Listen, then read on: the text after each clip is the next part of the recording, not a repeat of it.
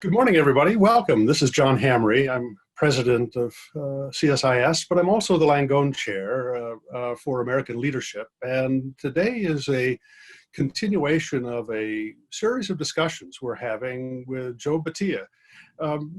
Back on the 13th of May, we first met Joe in a conversation about the importance of standards, standard setting as a foundation for America's prosperity.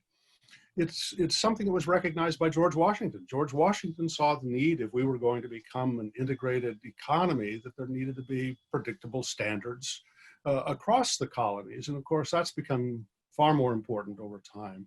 Joe is the president of the American National Standards Institute, which is the core coordinator for all standard setting in the United States. I'd invite you to go back and look at this session we have. It's on our website. You can see the whole recorded session, and I'd invite you to do that. Today, we're going to take a dive into more controversial issues. You know, I mean, standard setting might sound like it's boring and mechanical, but it actually has a lot of important dimensions in American foreign policy. And today we're going to talk about standard setting as it relates to working with China. Back in 2005, the Chinese government realized the importance of standard setting, and they set upon a national strategy to master international standard setting. But this comes at a context where our two countries are now facing a lot of tension over a range of issues. And what we want to explore with Joe today is, you know, how does this backdrop of competition with China and working with China, how does it play out when it comes to establishing standards for global products? China has a huge market. America has a market only 1/4 the size of China's consumer base. So its standards become a pretty important issue and a controversial. We're going to dig into that. Joe, welcome. We're delighted to have you with us again. We all of us are going to be your students today. So thank you. Why don't you start by just sharing with us, you know, kind of your broad view about working with China. You've been doing it a long time, I know. Well, John, you know that our country right now is at a critical juncture in terms of our relationship with China. And we trust that the efforts that are being made on the political level and the diplomatic level will ultimately bring some positive results, and will continue to cooperate and work with each other. Because at ANSI, we understand our critical role that we play and the importance of relationships we maintain globally. And quite frankly, right now, because of the difficulties that we're facing, both in our linkage with China and the trade policy and issues, circumstances that are surrounding that, because of that, the importance of relationship we maintain is perhaps more important today than any relationship we have in the world with other countries. We're fully aware of what's at risk if things don't work out the right way. So it's very important for ANSI to keep the dialogue going with the Chinese counterparts, with the agencies during such times. I think I mentioned it in my last get together with you that standardization, which means standards and compliance to them, as we described, standardization is a long game. Administrations come, they change, policies shift, but standardization, endures and it evolves and keeps going. It's a vital and necessary element that underpins the trade and commerce of our country and any other country that does get involved in international activities. So standards and compliance to them really also help us protect the health and safety of our citizens. It helps us advance new technologies, new innovations. It assures acceptable performance of products we use, of systems, and for even credentialing of people. So all of this makes our life everyday work effectively. And I just hope that as we go forward, our cooperation produces things that work out. I hope that our relationship, stays in a way that we allow ourselves to work with China and other important nations so that we can become a global player like we are today and retain that. And we benefit from that both in US, we benefit from that in China, we benefit from that in a global environment. Joe, let me ask, because, just to refresh our viewers' memories from our last session, um, standard setting in the United States is in the private sector. It's not a government activity, but an ANSI is a not-for-profit organization that's a coordinator for all of these private sector activities. You work with the government, but the government is there as a participant in the process that you supervise. And ANSI actually is the United States representative for all international standard setting. So you have a private sector entity, ANSI, and a private bottom-up consensus-based process, and you're working with China where it's a national focus. So tell me what that's like. How do you interact as a not-for-profit private sector coordinating entity with the national government of China? How does that work? It works quite well, actually. China represents a very important market for us. It's a top priority for ANSI members, for our industry, for our government. As you can imagine, it's become a biggest exporter for many years, certainly becoming a large economy, perhaps the second largest right now.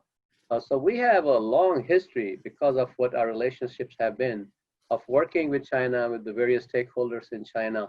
And our position here has not changed. ANSI has been in existence for more than 100 years. We celebrated that just a few years ago. And we've been working globally to represent our country in ISO and in IEC and other international forums, which are at regional level, or they can be at the national level. We have over 35 or so international bilateral agreements with just about every major economy in the world. We also look at and present our positions and advance them in major organizations internationally in the standards area. I mentioned ISO and IEC are the two dominant players, and we sit on them. We have permanent seats there on their boards.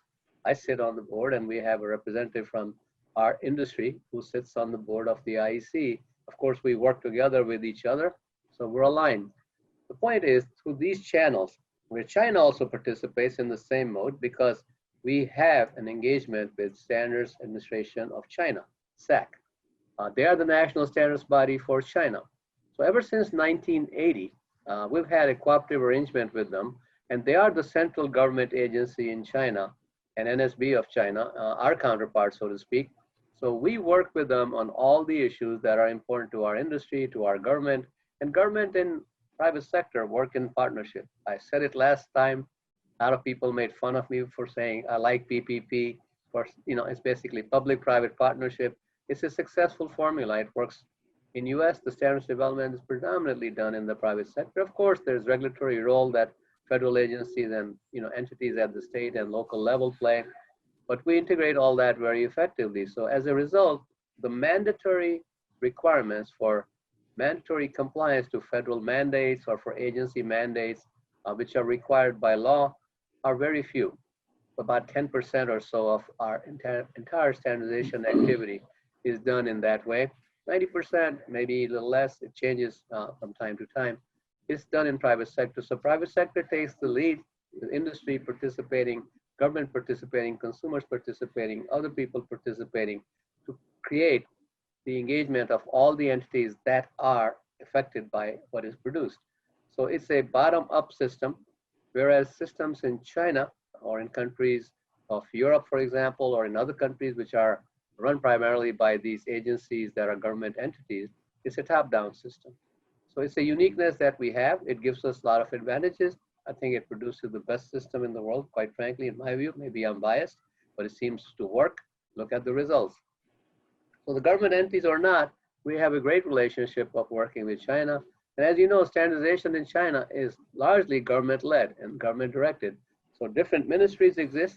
They may have different ways of doing business. So because of that, I've made a commitment to establish relationships with all the entities that impact us, our industry, and our activity, both going in and coming out. We also worry about the product coming in from China. We certainly worry about what we need to do to get into their market. So that's an interest that we need to be monitoring. So we established memorandum of understanding with key organizations in China. We interact with our industries to find out which are the key areas for us to focus on. So to date, we have agreements that are focused on interesting activities that our industry and our government even feel that we have to be engaged with China on.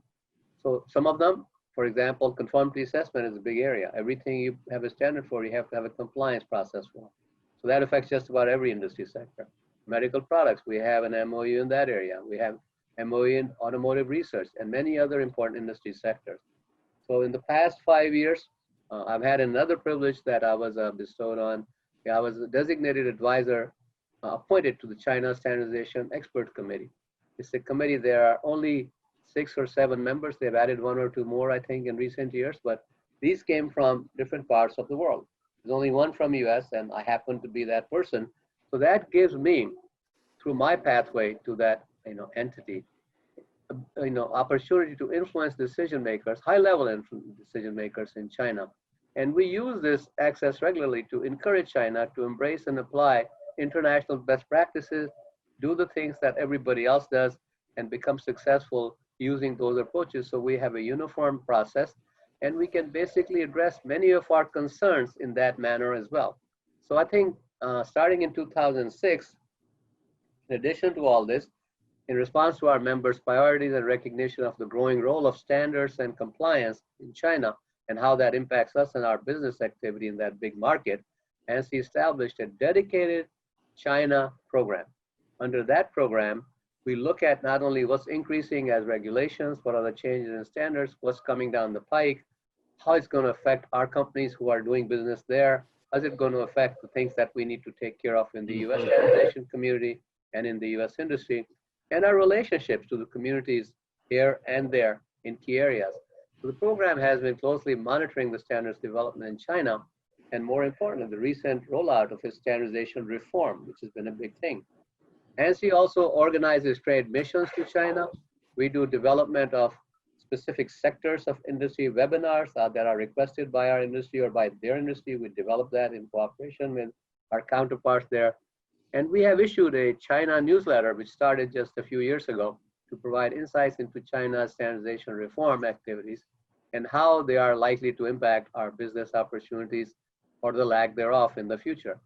So in a very important and helpful way, we also work with the US government. We have a program by USTDA, US Trade Development Agency, where US and China Standards and Conformity Assessment Cooperation Program does its work. Through this, US and Chinese industry, as well as government, can get together and discuss issues of the types of things that we need to work together on to advance mutual benefit. So far, in this program, we have conducted 49 different workshops that have been completed over several years, covering a wide range of areas such as green buildings, very topical area, very important area, medical technology, cold chain supply, and carbon capture and utilization and storage. And many, many other industry sectors are covered by these types of activities. So that's how we engage. Mm-hmm. Joe, let me just put a little bit sharper point here.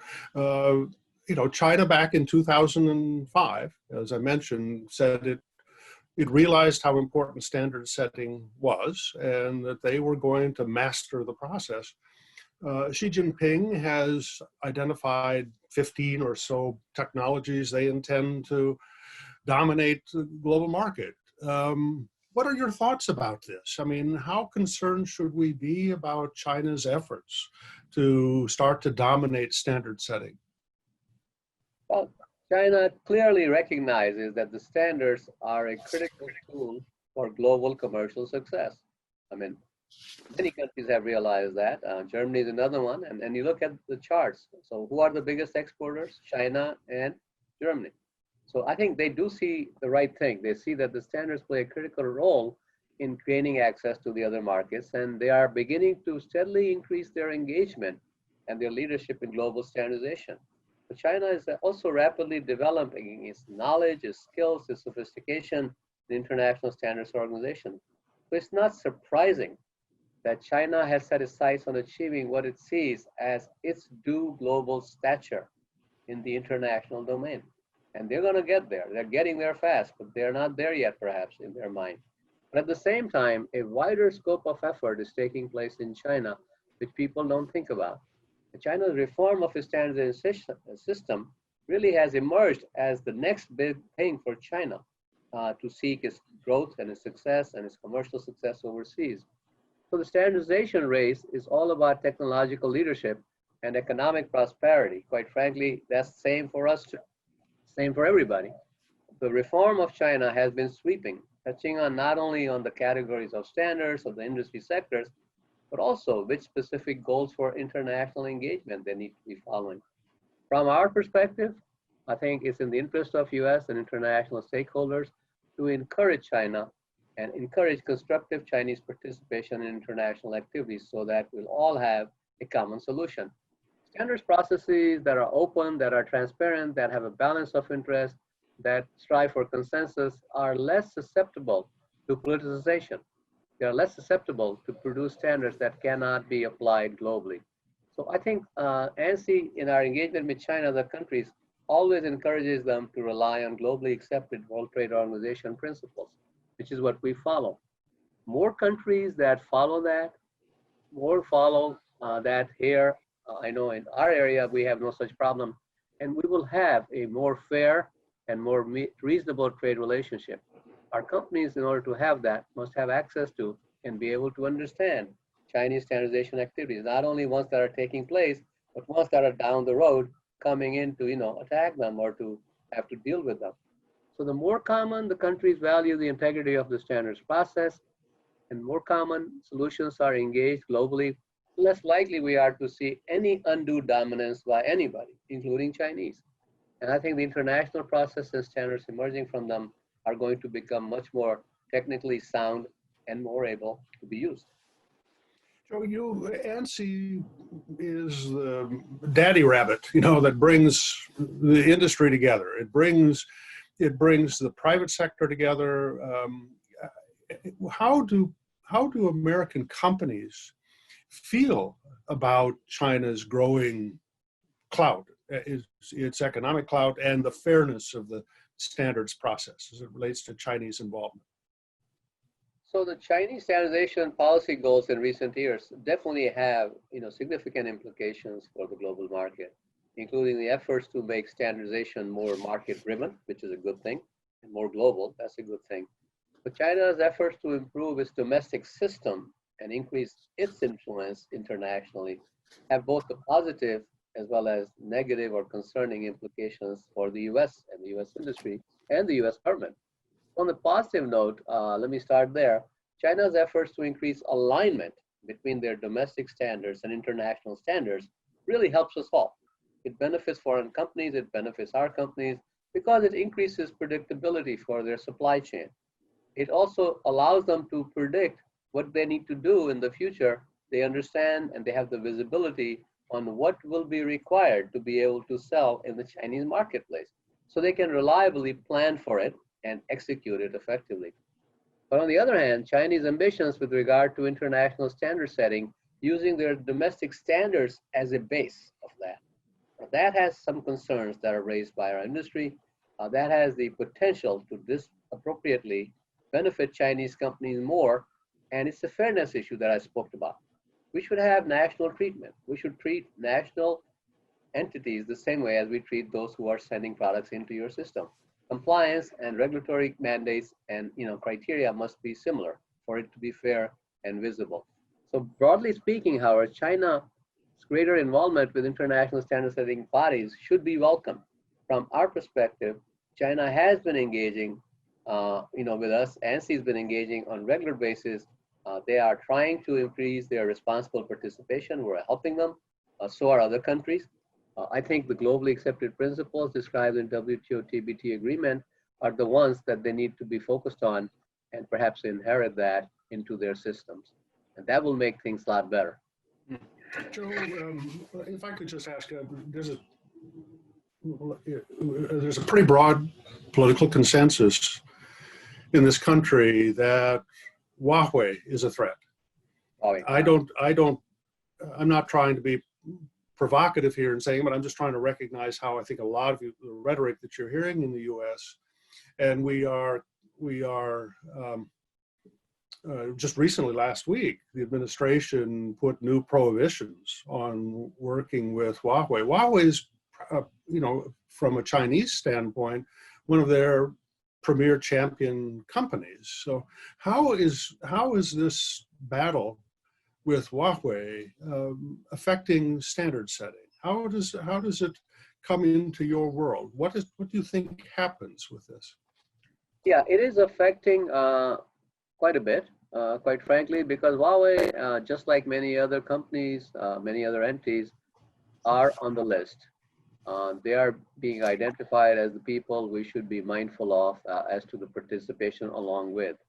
Bureau of Industry Security, BIS, has made sincere efforts to clarify its initial statements on standards activities where Huawei representatives are present in the environment where standardization is created, where solutions are devised, where new technology plans are introduced. Nevertheless, because Huawei and other entities identified by Commerce Department in the same way participate worldwide in organizations involved in technical standards development, BIS order has created some confusion and uncertainty on whether and how engineers who work for US companies or technical experts, how can they participate in these organizations, with these organizations when they are present. So standards development organizations, or SDOs as we call them, are really integral to the process of creating and furthering cutting edge technologies. That's always been the case, they'll always be the case. Industries such as 5G cellular communications, Wi-Fi, Bluetooth, and many, many more. So these organizations in the US are usually composed of ANSI members, ANSI member companies many times, and we also include foreign representation that work together to create the technical specifications that are needed, guiding the technology development and assuring that the hardware and software created by different companies can communicate seamlessly. We have to have the seamless communication. That helps us all. That makes our systems work. That makes us successful in doing what we're doing. Traditionally, this system has benefited US companies, which are often the first to develop an open marketplace for a particular technology, furthering its application and its reach. This also helps us in the scaling of the commercialization through the standards effort. So these same US companies and SDOs in which they participate are in some cases now restricting their participation of their people in standards where Huawei representatives are present. So that threat that the government is concerned about is a real thing, it's a serious one. So there's an entity list which focuses on technology transfer to adversarial nations that represent a national security risk or national security threat. So for the US government, that's a challenge, and I think we can all appreciate that. But the government is also looking to find ways to ensure that the US companies are able to engage with SDOs where industry leaders work together to define next wave of technology and are able to participate in some fashion. So I understand that BIS is in the process of completing new clarifying guidance in this area, which will allow companies from America to engage effectively in international standardization. I think it's important from our perspective that this clarification move forward quickly to avoid further harm to the long-run competitiveness of the US economy. We need to be at the table. I think we need to be at the table. If we withdraw ourselves from the table and solutions are created, they'll be developed without us and without our input and without our preferences for the solutions. So it's an important issue, it's a complex issue, and I think the government is working hard to do the right thing in both ways. Joe, we talk about 5G. Where are 5G standards actually set? I mean, how are they developed? What's the mechanism? How does China play in that? And if Huawei is blocked, will China just go its own way and develop its own 5G standards? Yeah, that's a scary concept, isn't it? Them walking away. Just to start from the basics, there are three primary standards bodies or standards developing organizations that are involved in developing specifications and standards for the essential 5G features and functions. So third generation partnership project is 3GPP, the Internet Engineering Task Force, EITF, and the International Telecommunication Union, ITUT, which is of course a governmental body. So there is an important fourth entity. It's not a governmental body, but it's a state organization. There's an important fourth entity that we should also keep in mind, that's JTC1. It's the Joint Technical Committee of ISO and IC. I mentioned that in my last session. We're working also with them on a bunch of foundational standards. Foundational standards are important in supporting 5G, dealing with exchange of information between telecommunication systems. So this is an important input as well. So JTC1 is the largest developer of international standards in the ICT space. Participation in JTC1 is done on a national body basis. What that means in our country, that's done through ANSI. ANSI also provides the secretariat for JTC1. Fortunately, we've had the leadership of this entity ever since this was formed 30 years ago. Chairman of JTC1 has always been from the US. Currently is Phil Winblum from Intel. Participation in this area, I think, gives us insights from a different perspective as well. Participation in 3GPP is on an organizational basis. Mobile operations and vendors in every region are represented. The Alliance for Telecommunication Industry and Solutions, ADIS, is an ANSI member. Their CEO, Susan Miller, is on our board. They manage the US participation in 3GPP. IETF members are individual engineers and other technical experts. ITUT, as you may know, is an international treaty organization, and we're represented in that through our State Department. Interesting selection, but that's how it started. And they work with us in the private sector, and they take forward our positions and our interest items to the global discussions. So going back to China now, China engages in this space as well. The representatives from China, including network operators, vendors like Huawei and others, individual engineers, and the government agencies, all participate at some level in 5G work. There's a strong indication that this sense, quite frankly to us, on the importance that China places on traditional global standards venues and the value placed on access to global markets. Our preference for China and Chinese companies is to remain actively engaged in the global 5G standardization activities rather than go on their own. That would be a very bad path to follow. That path would create duplicative and controversial solutions. It would impact compatibility. So I just want to mention that earlier efforts by China to create their own standards in telecommunication sector were not successful. So hopefully they will stay put and stay engaged and engage properly and in the proper protocols that are honored by the world community. Joe, thank you, Joe. But let me ask, I mean, China has 1.3, 1.4 billion consumers. It is a giant market. Indeed. The United States, we've got 350 million. Europe has 400 million. So, I mean, China has this astounding commercial market base that they get to start with. Do they need global standards? What's the risk that they just will say, we're big enough, we're going to make a lot of money just doing our own thing? I mean, is that you interact with them a lot. Do you hear that? Do you feel that? What's the plausibility of it? You know, anyone can always walk away. When a country like China or US or EU walks away, there are major issues. And I think it's unlikely to happen because of what I will just shortly describe. China is a huge and steadily growing market opportunity for US stakeholders. So that has caused the concerns that you refer to on standards related issues that could have a major impact on the US businesses, US economy. There are developments that have represented a significant shift in recent years from the previous structures of Chinese standardization system and from the global norms. So a lot of different things being done differently, not necessarily all bad, many good also. But these include promotion of new categories of standards, such as enterprise standards that have given a lot of our US industry some headaches, social organization standards, which are difficult to understand because there are tens of thousands of them. And these categories of standards just don't exist in US and other most other systems in the world. And they can pose major challenges for not only us, but for other US and other companies. So they can lead to increased manufacturing costs. They can require re-engineering of products. They can block market access for US industry. So in these cases, it's important for ANSI and the US community as a whole to be active and vocal with the Chinese authorities on the negative impact of these divergent standards and requirements and processes. We gotta be saying that constantly. We also work with our international counterparts in that, you know, the Chinese Advisory Committee that I mentioned earlier And we work together as colleagues in that area to reinforce that message. Some more loudly than others, happen to be one of those. Some more, diplomatically and quietly, but I think the message gets across. However, I think the question of China completely going on its own when it comes to standardization system is less likely than people think. The interconnectedness of the global marketplace certainly makes that a significant departure from international best practices. That makes it more difficult, if not outright impossible. Ultimately, we believe that the best approach is to be continuing to encourage and promote China's involvement and leveraging that into the well-accepted, well-operating international standard system.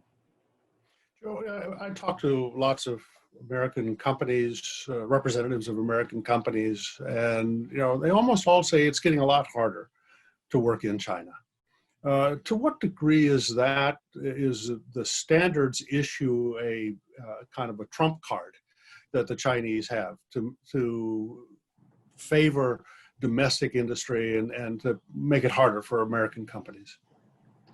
Yeah, Mel, that's evolving, as you can see. China at one time was very hard to export into.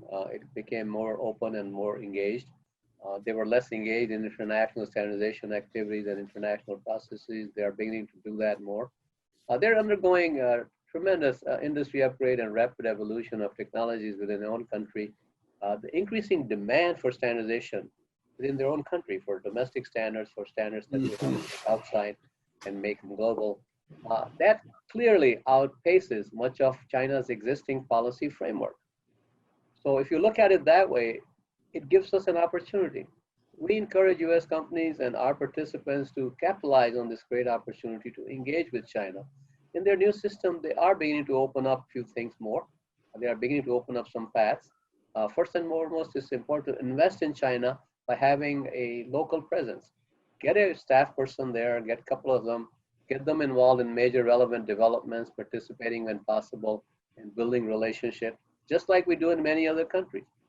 We hear about the challenges of problems sometimes, but the US companies often also have available to them different platforms that China is using to collect industry feedback.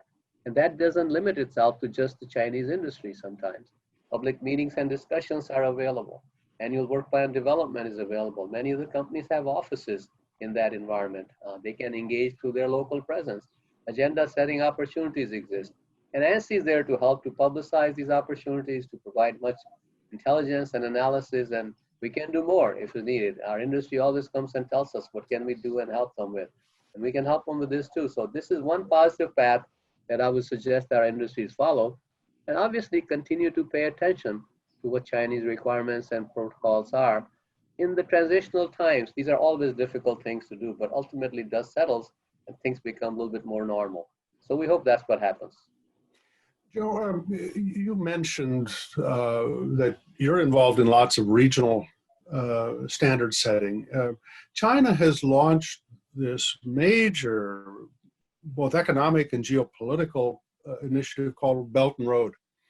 And there's a lot of complaints about Belt and Road being a framework that pushes other countries into just taking Chinese products. Can you share with us what your view is of this Belt and Road and regional standards? Is it being evolved through this initiative?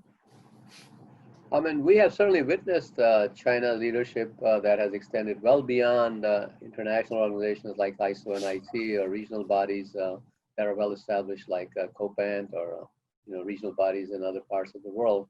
China's Belt and Road Initiative, BRI as they call it, has a significant and a wide-ranging regional impact. It started with countries initially that were along the borders of China. China is a large, massive country physically, and it has a lot of connections in neighboring countries. But now it includes, I think, about 70 different countries. So this year marks the 7th anniversary of the creation of BRI. So they've been at it for a long time.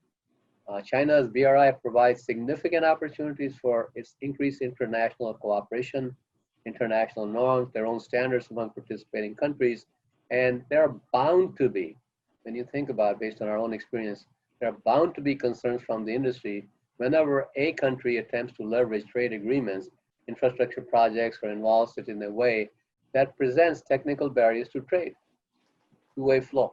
If it's not there, that's why I think we closely monitor these activities and work with the industry stakeholders in US to address any concerns that we hear about. From our perspective, BRI's overall impact on regional or country level standardization remains to be seen. The volume of activity in many of these countries is not on the same level as we are talking about in China or in large developed economies or major consumers of products and systems. So the overall impact remains to be seen, but we do believe that promoting international standards as the basis of trade, whether it's in those 70 countries or in the BRI system, is a good thing. And from time to time, they do refer to international standards in their engagement in the BRI process as well. But more international standards and acceptable compliance mechanisms are used is better for everyone else. On a positive note, we have seen other types of consensus platforms in standardization in Asia gradually emerge. And to demonstrate a focus on cooperation is what they start at. But really, it's an issue that we should monitor carefully. For example, China has a number of Northeast Asia Development Cooperation Forum activities going on, NEAS. It was established in 2002, but it has become a little bit more active. Forum brings together experts from private sector, from public sector, from China, from Korea, and from Japan, and to strengthen their trilateral cooperation and including discussion of standardization activities. So the rise of NEAS and their engagement deserves ongoing attention because that could create opportunities for us to look to connect them to international solutions more readily. So let me, about 3-4 minutes back, you were describing the many different ways that the very different venues and organizations that are involved in standard setting. Because I've been doing some homework, I understood what you were saying, but I wonder if you could just pause a minute and reflect for our listeners. There are really two kind of different modalities. There are organizations that are established that have kind of governmental structure, and then there are so-called consortia, organizations that are really coalitions of the willing. That is, companies that want to figure out how to set internet standards, that sort of thing, and they kind of avoid working through government organizations. Could you just take a minute to describe those two again, those two approaches, and then how does China view this? Yeah, so some say that consortia are the wave of the future. Quite frankly, in the ICT sector in particular, consortia do represent a very important part of standardization ecosystem. They have created solutions and they have engaged in a way for a long time. They initially started in about 1980s. They were largely a feature of the ICT sector, and their membership was primarily drawn from the industry. It allowed them to have compatible and similar views, advance solutions fast, and get them implemented in the fast-changing technology areas. They helped in the very beginning and from that point on to align technology-based positions. They allowed addressing interoperability challenges and to coordinate the R&D efforts, which are very important to be looked at in the early life cycle of the technology development. So all these specifications worked well for the industry, and it created solutions that we all benefit from, that we all use. But the specifications were not always accepted by foreign countries and governments because they didn't see a consensus development process. They didn't see participation of other levels of interest besides industry. So in order to expedite that, they started working with the global recognition process of JTC1 and a fast-track approval approach in ISO and IC systems. But some of the largest technology companies have been actively forming consortia for many years. So many that their businesses are actually dependent on the predictable adoption of new standards that come out of these solutions and the business models under which they are created.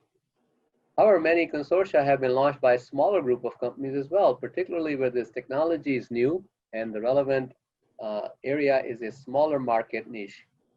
In China now, the same thing is going on to some degree, same type of trends with groups of companies coming together and establishing some solutions. However, Chinese government seems to prefer a more formalized approach and has encouraged transitioning of their existing standards in consortia to social organization type standards or industry alliances of some sort, which may still develop standards for use in China. The primary concern from US is that with these organizations is not the issue. The issue is whether they'll follow the transparency and participation practice in order to be accepted by other governments. Overall, I think the consortia will continue to be a factor in global standardization and will likely to continue to evolve as does our standard system that has been traditionally a consensus process. So perhaps at some future date, we'll have a discussion of that and the growing role of open source and open standards sometime. Okay, just for our listeners, we will have future sessions. We're just opening up this incredibly important dimension to America's economy and how it relates to how we interact with other countries. So please stay tuned. We'll be doing more. Joe, let me just ask you if I could on China. You've been going there quite a while. You've got many friends there. Where is China heading? Well, China is hopefully heading, and I'm saying hopefully, heading in the right direction, which also doesn't undermine other countries and their interests and their needs. The trade tensions are a big issue right now between US and China. They're high profile news all the time. If you look at the TV, if you read the newspapers, if you watch your iPad, it's there all the time. Tariffs and other topics that are dominating the headlines are very, very political. But when it comes to standardization, it's important to lead with technical cooperation and consensus because those are the foundations of that system.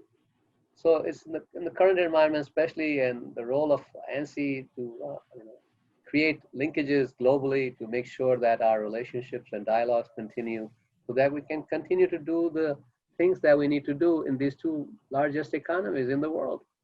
In the private sector organizations, ANSI can often approach our counterparts in China because we are private sector, we are not government, in a less highly charged platform, providing a conduit for industry and for other stakeholders, including government itself and other constituencies, to share views and receive views in a polite and a simple manner. For the most part, I think we have actually seen very little change in how our counterpart agencies in China are willing to engage with ANSI and our constituents. The only major restriction I see is their ability to travel here. That has been in play for a while now. From ANSI's perspective, we want to capitalize on this willingness and continue to help and work with them to recognize the role of standards and the role that it plays in international sphere. To this end, we would like to see China continue to promote openness, continue to open their transparency, even more public-private partnership. Maybe government works with the private sector more and engages their own domestic engagement entities so that they can also connect with their counterparts in other parts of the world, including US, more readily. So to the extent that US can speak with a single voice, in a constant voice, the message to China around the public sector and government sector would be more impactful. ANSI is focusing our efforts in this area. I think we want to make sure that China develops to a level where they foster greater trust, not just within their own country, but internationally. That's a key word. Trust comes from doing things the right way. We encourage the public sector and private sector to shift narratives here from defensive to proactive, to offer our thought leadership, to offer international best practices from the US companies and experiences that are shareable. And ANSI looks forward to working with US stakeholders and Chinese counterparts to strengthen their participation in the development of international standards based on globally accepted WTO principles. I said that earlier. Now, China being a signatory to WTO TBT agreement should make that objective achievable, in my view. This in turn will lead to continual development of high quality standards, high quality products and services will flow. This will benefit both countries and the global market in totality. So that's what we hope happens. Joe, I'm going to offer just a brief comment before I let you give the benediction here for our little session. Colleagues, those listening in and those who will be listening in the future, the purpose of these sessions is to illustrate the crucial importance of standard setting as a foundation for fair, open, a free enterprise, rule of law based international order. China will have its own pathway in terms of how it designs its domestic structure, but we champion rule of law. We champion free enterprise, and standard setting becomes a foundation for that. So we're going to dig in deeper on this. I appreciate it very much. Joe Bhatia, you're offering us your farewell to everybody.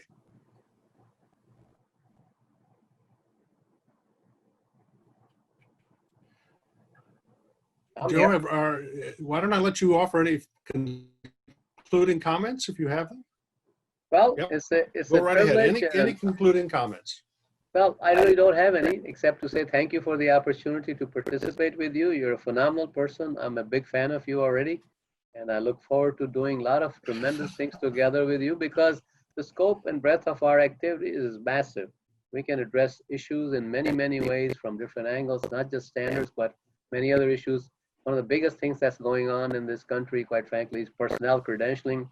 That's a big area. That also supports the economy, that creates solutions, that creates competence in people.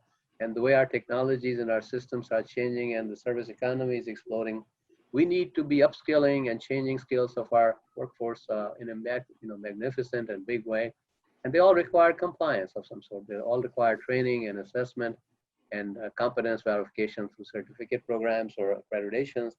That's an area that people don't think about, because that's a fundamental component of our economic foundation, and it's becoming more and more critical. So in that comes a lot of other engagements with the government, with the Congress, with the international, and that's an area. And of course, there are many, many other topics that we could do on sectoral or regional basis that can also be addressed. So we'll look into doing this. Hopefully, it will become a habit for us to be together from time to time. Good. Well, our next session is probably going to involve a joint session with you and Dr. Walt Koppen. Walt heads up the National Institute of Standards and Technology. It's a real interesting partnership. Again, standard setting is led in the private sector, but it has a crucial, NIST plays a very crucial role. So we look forward to the next session with you. So I say thank you, Joe Bhatia. Thanks to the folks at ANSI and everybody. We look forward to working with you going forward in this very, very important issue.